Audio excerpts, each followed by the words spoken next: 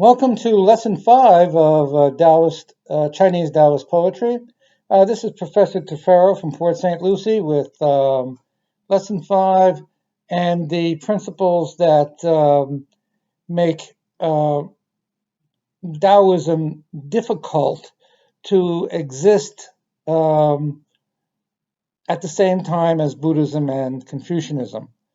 Eventually, what happened here was that rather than coexisting peacefully, um, Buddhism tried to incorporate all of Taoism into its Chinese version of Buddhism, which it did fairly successfully.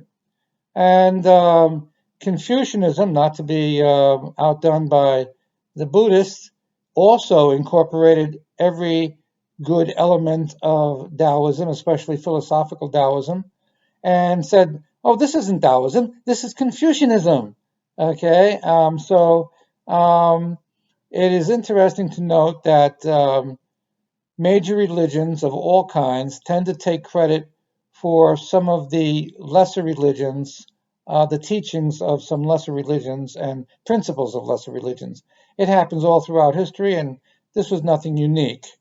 So, what you had was the Buddhists, when they came into China through Tibet, said, "Oh, these Chinese, they love their Taoism. We're not going to be able to get rid of this Taoism that easily, just by saying, oh, Buddha is the way to be and you'll find happiness." Well, that wasn't good enough for a Taoist.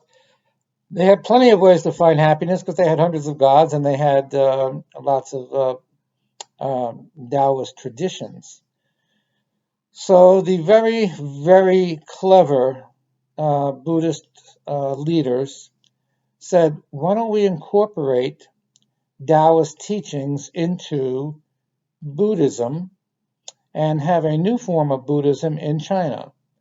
We'll call it Buddhism, but it will appeal to people who believe in Taoism.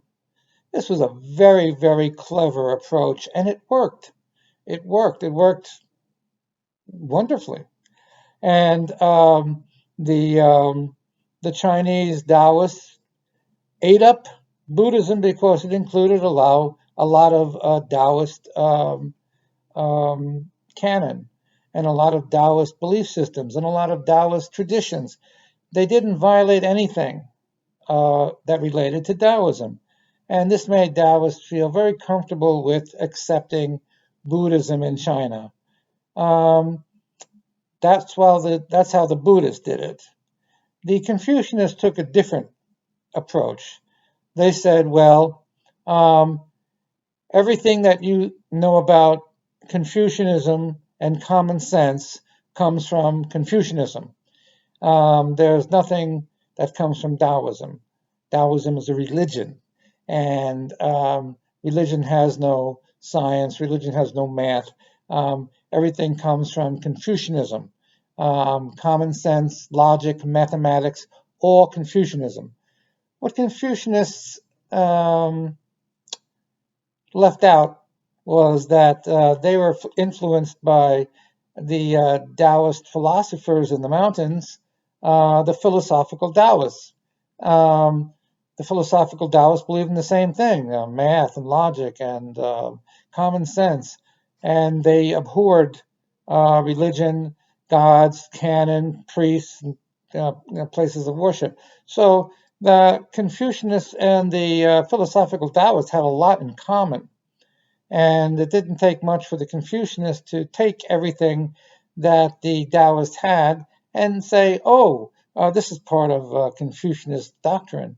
Because the Confucianists, unlike the philosophical Taoists, had a lot of power in the royal courts of China during every dynasty after the Han Dynasty. So, since they had all this political power in the royal courts, they were able to convince all the royal courts that Confucianism was the way to go and that Taoism was outdated because of its religious aspects.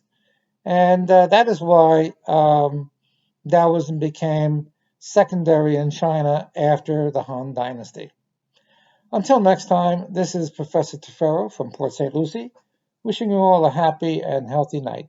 See you next time. Bye-bye.